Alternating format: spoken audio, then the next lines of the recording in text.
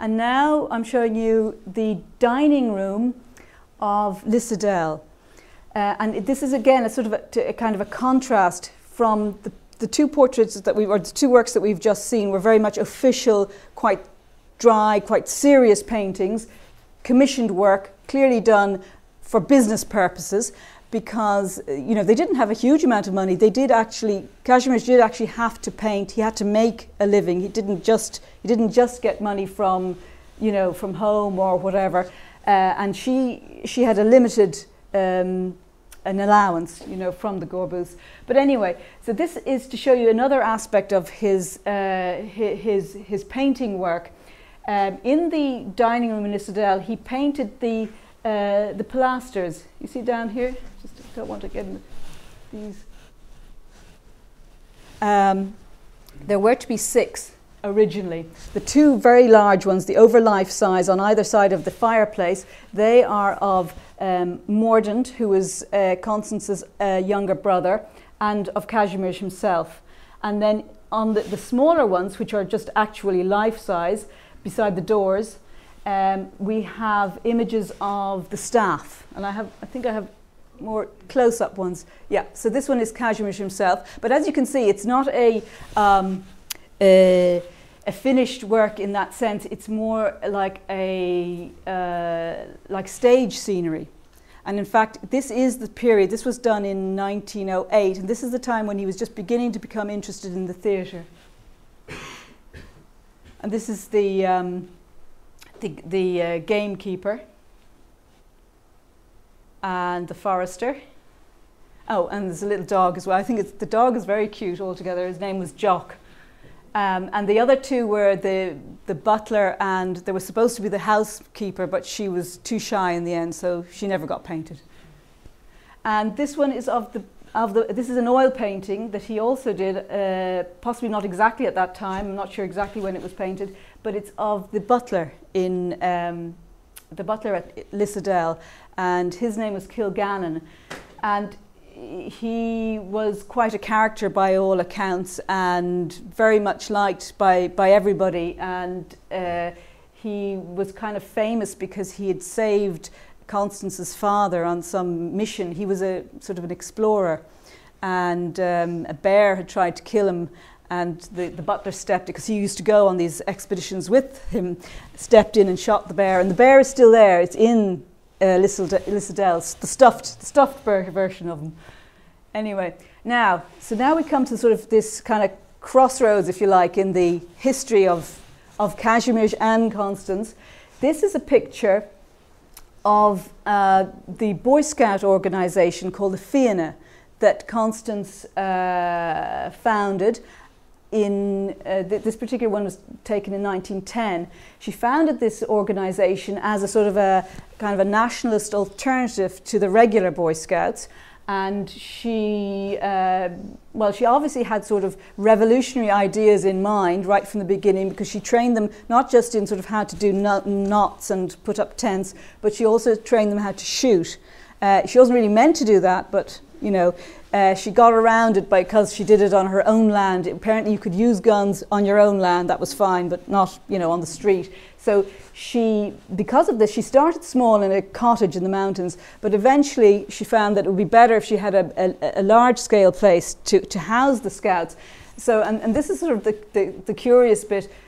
Kazimierz went on holidays to the Ukraine in 1910, and when he came back, he found that the house, their house, she had rented it out for a year, and instead she'd rented this house for the Boy Scouts. So he came home and he had to share the house actually with these Boy Scouts, and there were quite a lot of them. So naturally he wouldn't have been too delighted by this, and he didn't really share her interest in well, certainly not in the Boy Scout movement that she did. And he wasn't really interested in Irish, he didn't seem to be interested in Irish nationalism, certainly not to the degree that she was. So this kind of was a kind of a turning point, if you like, in their lives. And she, from this point on, she doesn't exhibit or paint much. The only paintings that Constance did after this period, after 1910, was sort of watercolours, which things she could do in jail, because most of her life after this was spent in and out of jail, and so she could do the watercolours, but she couldn't manage oils. It was just too complicated. But so their paths diverge very much at this point, but they still had some, interests together. And one of the main sort of interests they had was in theatre. But I'll just talk about that in a minute. This picture here is, this is of, it's called The Fencing Master. Again, it's disappeared, the actual one. This is just a photocopy from a book from the period. Kazimierz was a great fencer. He was a champion fencer, in fact, and he brought over. He funded this fencing master to come over from Paris, and they set up together the Dublin Fencing Club. And so I first heard about this picture not from going through old catalogues and so on, but actually from from Sal Duffy, which is the sort of current fencing club in Dublin. They were familiar with this picture because he had sort of started off the whole fencing thing in modern times in Ireland. But anyhow, to get back to this sort of the theatre business, because I have no real sort of illustrations, I can't really show you the theatre as such. But just to mention that at this point in time, having initially got interested in amateur dramatics in various plays in sort of high society, I suppose, mainly ones that would have been patronised by the Viceroy. He eventually sort of branched out and he founded his own independent theatre company in 1908 and started putting on other people's plays, but immediately started writing his own plays, which were mainly comedies. And the comedies often reflected something about his life. For instance, one of the comedies he did at this point, he did in 1911, which was called Rival Stars, and the actual plot of that play was an artist and his socialist wife whose growing interest in politics led to estrangement and infidelity. You can sort of see the parallels there. And so this sort of interest in comedy, that was something that was to develop, and a lot of his plays had to do with sort of love triangles. In fact, the very first play he put on, it was called The Dilettante, and that one, it was again some kind of love triangle, and the end result was that the two lead female characters went off together. That play didn't go down well in Ireland at the time. It was considered just too European and, to be left alone. So he got the message, and he sort of made it more kind of conventional love stories and comedies. But he also, I suppose, from the point of view of Constance, and to show that he wasn't completely out of sync with what Constance was doing in her growing interest, because she became not only interested in the Boy Scout, that was just a minor thing really. She was very interested in nationalism in all its shapes and forms, but also in the suffragette movement. Her sister was very important in the suffragette movement in England, and she was a great supporter of, feminism. And she was also very interested in the whole idea of labour and trade unionism and all that kind of thing. But he also was interested in nationalism, but it wasn't really Irish nationalism. He was more interested in Polish nationalism and the whole idea of Poland becoming independent. And one of his plays, one of his early plays, was called Memory of the Dead, and that was the one that was most sort of the best received, I suppose, certainly among Constance's sort of nationalist friends, because it had to do with the 1798 rebellion in Ireland.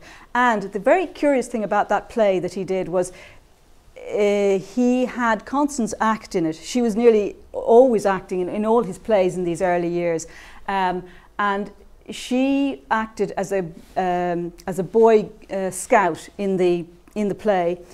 She liked male parts. She didn't like female parts that much. She really wasn't a great actress. In fact, she was a little bit over the top. She was considered not great from all the reports or reviews that I've read, that she wasn't really very good in that sense. However, what was curious about that particular play was that two of the actors, the main actors, the lead actors, the female actor and a female actress and the male character, both were played by people that later on took part in the real in the 1916 rising in Ireland, and one of them actually died. The male lead actually died in the 1916 rising. So, you know, theatre and life were sort of getting completely intermingled in Kazimierz's works.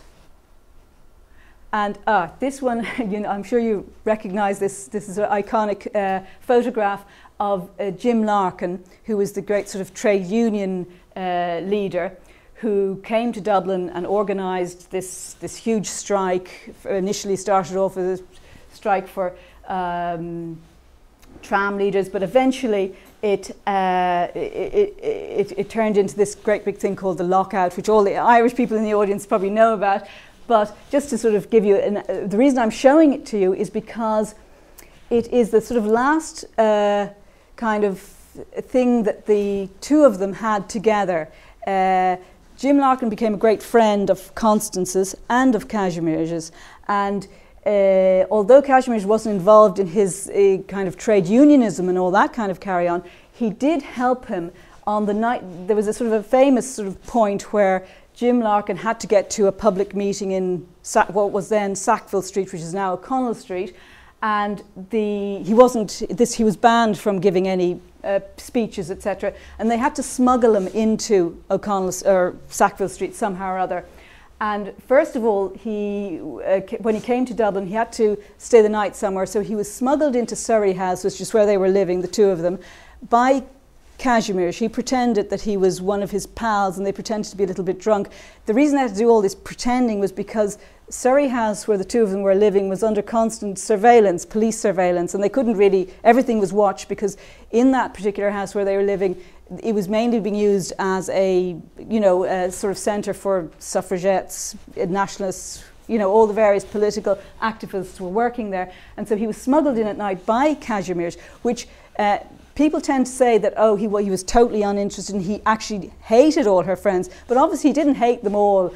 He was actually helping Larkin, and in the next morning, because he had all that sort of theatrical equipment, he disguised him as an old clergyman, and that's how they smuggled him into Sackville Street. And he did make it for his appearance, but there was a big sort of a baton charge, a big scuffle when the police went in to arrest him, and Constance was involved, and 2 people were killed, and it was a big fuss. And one of the people that made the biggest fuss, in fact, was Kazimierz. He wrote to the Freeman's Journal and said that it was a disgrace, and that, you know, innocent people were being baton charged, and that it was reminiscent of Petersburg in 1905. So, you know, all of this sort of shows that he did have some kind of sympathy with what Constance was doing. But anyhow, in the end, what happened was, after the whole Larkin affair, Constance was so much involved in that, and she was involved in organising a soup kitchen for the people that were on strike. And that's where her main kind of popularity in Dublin stems from, her work in that, helping those people at that time.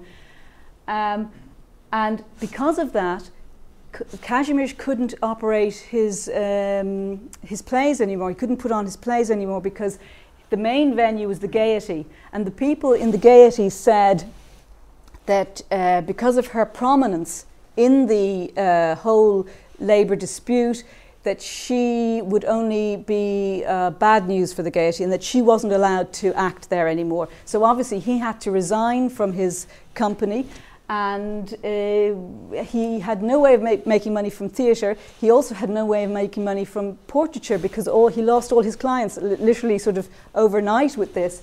So really he had, you know, again in the biographies they tend to seem to suggest that he just got awfully fed up with it, which, you know, maybe he did get a little bit fed up, but it does seem that it was more like an economic thing, that he had to leave Ireland. So in 1913 he left. And the story goes that he went as a war correspondent to the Balkans. And this picture, the reason I show this is because this is the Wilhelm of Wied, who was appointed as the king of Albania. at the beginning of 1914. And somehow or other, Kazimierz ended up not so much reporting, the Balkan Wars were really more or less over then, but not so much reporting on that, but he somehow got involved in the court of this king. And my suspicion is that it has to do with a friend of his who was called Sienkiewicz, Bolesław, and he was a very famous portrait painter by this time. They had met in Paris, very pally, and he became a court painter for the Romanian court. And Wied was put in as king, mainly due to the efforts of his aunt, who was this Queen of Romania, Elizabeth, Queen of Romania. This picture is of Constance, that Sienkiewicz did earlier on, and it's actually in the municipal gallery at the moment. That was done when they were all in Paris together. So I'm thinking that that's probably that he maybe had some kind of an introduction in some way, and that he'd hoped that he would get commissions, not just to be a reporter, because he wouldn't make very much money as a reporter. Anyhow, he didn't stay terribly long in Albania. He wasn't there at the actual sort of fall, or the fall of the king, which he was got rid of. I think that he didn't even last a year. He was only there a few months. But anyhow, the next thing is we find that Kazimierz is in Warsaw, and this picture shows the so-called New Polish Theatre, and this had been built in the year before by a man called Arnold Schiffman. And Schiffman was very important for Polish theatre, particularly because of this particular theatre. He had actually raised the money to have the theatre built, and it was quite significant because it was very innovative, and it had, it's very much purpose built, and so it played quite an important role in the sort of early years of the 20th century in Warsaw. And Kazimierz arrives there, and he put on one of his own plays, which was called Wild Field at that time. But, of course, being 1914, things didn't last like that, and the next thing was, in August, it was the First World War, and Kazimierz, being a Russian citizen, in fact, although he's Polish, joined the Russian Hussars, and he started fighting in the Carpathian Mountains. And there's various reports. In some biographies of this, they say that he was conscripted into the army. In others, they say that he was only too dying to join up. And it seems likely, given sort of other things, that he did want to join up because it was linked with the idea that Poland would get independence if they helped out, as it were. And seemingly this is why he joined, that he, in the hope that it would eventually lead, by him fighting on the Russian side, that it would eventually lead to Polish independence. His life then became very hectic. He as he was fighting the Carpathian Mountains, very early on in the war, the sort of winter of 14-15, he was wounded, seriously wounded, and he was brought to Lvov to recuperate, and then ended up in Kiev, where he was, I suppose, he was like invalided out of the army, so he was recuperating there, but he was painting, and he was also involved in the Polish theatre. There was a Polish theatre in Kiev as well. And at this point, 1915, he wrote to Constance to organize things so that his son, Stanisław, who was now big, now about 20, would come to him in the Ukraine, presumably to join up, actually. And that's what happened. He had finished school at this stage, the boy, and he'd done, sort of finished by doing French and Russian. He'd studied French and Russian. So knowing all those languages, Polish, English, French, Russian, he ended up being an interpreter in the Russian Imperial fleet in Archangel. So anyway, to get back to Kazimierz, and I think this is a really interesting thing that I only recently discovered myself, that in so 1516 he was sort of recuperating. He was doing a bit of painting and a bit of theatre. He was mainly he was writing a bit, and then in 1917, when you would think, you know, he might want to sort of go somewhere safe or something like that, he actually went to Moscow. So in 1917 he was in Moscow and he was quite active. He put on one of his own plays, and of course significantly he put on The Memory of the Dead, which is his play about rebellion, about independence. And this was a sort of period in Moscow in between the two revolutions, the February and the October Revolution. So it was a time when all these sort of ideas of independence for all those sort of countries like Lithuania, Latvia, Estonia, Poland, all those things were being discussed. That was all now on the table. And so it seems there were a lot of sort of intellectuals, a lot of nationalists from the various countries were all sort of gravitating towards Moscow and all sort of trying to put their case for independence. And of course he did it, one with that play, with Memory of the Dead in general, but also he put on the very famous play by Stanisław Wyspiański, which was called November Night, which obviously the Polish people in the audience will know all about. And of course that has to do with independence and rebellion, and mainly it had to do with the 1830 rebellion in Poland. And so this sort of gives an idea into another aspect of his life, a sort of a more politically involved aspect that one doesn't really tend to hear of in Ireland. So he did that, and he also produced a pamphlet, which was the title of the pamphlet was Irlandia, and it was all about the history of Ireland and how Ireland should become independent. And the interesting thing about that pamphlet, it was only a few pages long, but it did highlight that he knew, although he hadn't been able to correspond with Constance for years and years at this stage, he did know that she'd been involved in 1916, probably through the press, and that she had been sentenced to death for her part in the revolution, you know, in the uprising, but that she'd also this had been reprieved and that she'd got out of jail. So he knew all that. That was actually all mentioned in this pamphlet, as well as the whole sort of a very sort of quick run through of Irish history. And then he ends it off by saying that he hopes that the sort of the sun of Russian liberation that is sweeping through the whole of the world will shine on Ireland, and that Ireland will get its independence, as he hopes that its sister country, a younger sister in bondage, which is Poland, should also get independence. So it was kind of, it was really more aimed at Polish independence than Irish independence, and the audience were people that would not really have known anything about Ireland or really have been interested, but they were people that would have been interested in Polish independence. And other works in that, there was a sort of whole series of these pamphlets. He only just did the one on Ireland, but there were other ones, you know, on Poland and Lithuania and Latvia and so on. So, oh yes, well now,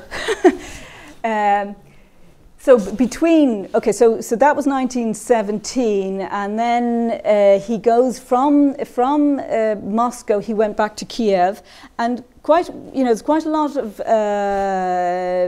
we know quite a lot about his period in 1918 in Kiev from a writer called Makuszewski, who was, he was a writer of children's stories. Later in life he became a writer of children's stories, but he was also heavily involved in the theatre, the Polish theatre in Kiev. And so we know quite a bit about what went on. He certainly put on another one of his own plays called Lilies of the Field, and that was a comedy, and it was about Polish nobility living in the Ukraine and sort of their various antics. It's sort of a comedy. And, you know, it's hard to imagine really people writing comedies or putting them on or staging them or doing anything in these circumstances, you know, in 1918 in Kiev. And there's one particular memoir that was written, which describes how Markiewicz came to his friend's house, which had just been grenaded, or a grenade had gone through the wall. Bolshevik grenade had gone through the wall. There was a gaping hole in his friend's flat, and Markiewicz arrived with a painting of his, a portrait, and blocked up the hole with his portrait. So I mean, this is sort of what was going on at the time. So it's obviously very, very dramatic time in Kiev. And eventually, of course, it became very, very extremely difficult for him, not just for him, but his entire family, because Żywotówka, which is not too far from Kiev, it was burnt down, and the family were, dispersed. And so he had to get out. There was no two ways about it. In fact, he wrote a letter to Jocelyn at this stage, Jocelyn being the brother of Constance, describing what the situation was. Because he was from a noble family, it meant that after the revolution, he was in a particularly bad position. He couldn't get any work whatsoever. Because he'd had a title, etc., and he was sort of blacklisted. So he had no real choice but to leave. So he went back to Poland at that stage, and in Poland he continued his career as a dramatist, and he put on several more plays. In fact, I think he put on about 6. He wrote about 6 more plays, and he also wrote 2 novels. So, he was very, very active. This is all in the 20s now, And he also became interested in a film. He acted in a film, in a Polish film, that was actually screened in 1920. And he also did a film script. So, this was his main interest was still theatre. However, obviously, he needed to make some sort of money, and he managed to get a job in the American consulate as a legal advisor, and that's actually what he did for the rest of his life, as that was his main kind of day job. And he'd really never had a day job before. He'd always been sort of free to do his whatever he wanted to do.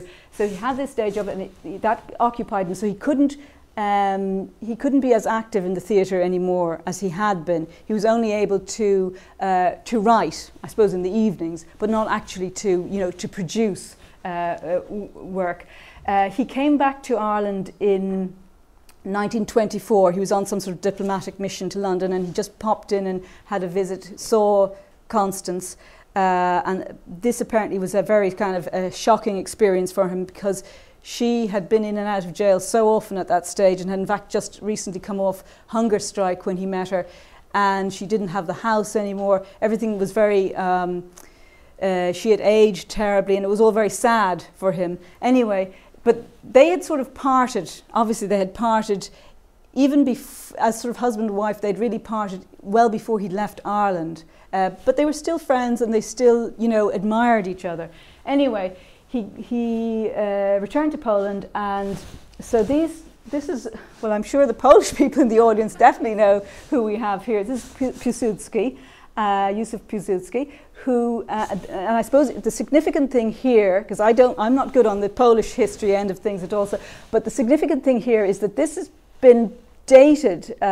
This is in the National Gallery in Krakow, this picture, and it's been dated to 1924. So this would have been after Piłsudski had declared independence for Poland in 1918, but had then become disenfranchised or whatever with the political establishment, with the coalition government, and so he had retired at this point. And so it was in retirement that Kazimierz would have painted his picture. It's kind of a mystery. I haven't been able to find any. I've asked the museum; they know nothing about who, where it came from, anything like that. It's just appeared, as it were, in the museum, and we don't really know its history. I haven't found anything about how he came to meet Piłsudski, how the commission came about. However, of course, it doesn't seem at all surprising, because no matter where Kazimierz went, he always went straight to the top of whatever country he was in, and was always involved in the sort of upper levels of politics, of society, of whatever. So it seems to me actually quite natural that he would have been asked to, and he would have been quite famous, you know, at this stage, I think, particularly because of his connection with Constance, you know, because everybody would have known, even in Poland at that stage, what had happened in Ireland. So this is Piłsudski, and there's also another one, which is a slightly more brighter image. This is of, do the Poles in the audience recognize this one? No, they don't. Great.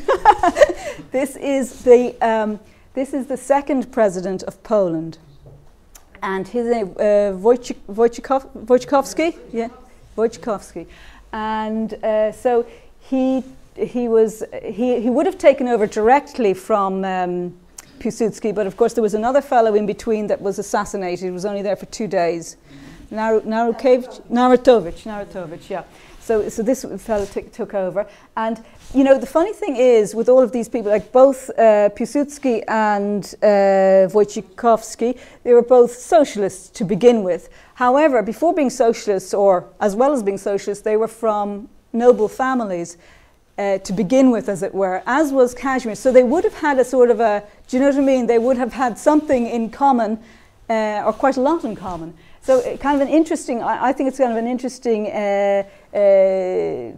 well, for me it was kind of a discovery that he had painted these two Polish leaders, as it were. And so I think that is the last slide I have for you is when he returned to Ireland for the last time in 1927.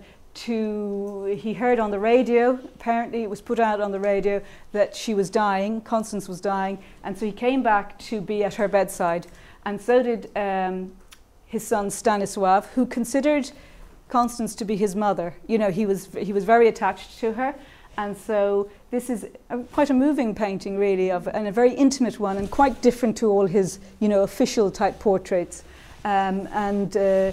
So, as I say, it's a very late work of his, and of course that that finishes what I have to say. Just one last slide, which is Kazimierz himself at the funeral of Constance with President de Valera in 1927. So that's more. I know, you know, one could go on forever and ever. I hope I haven't, you know, kept you too long, and thank you very much for listening. Thank you.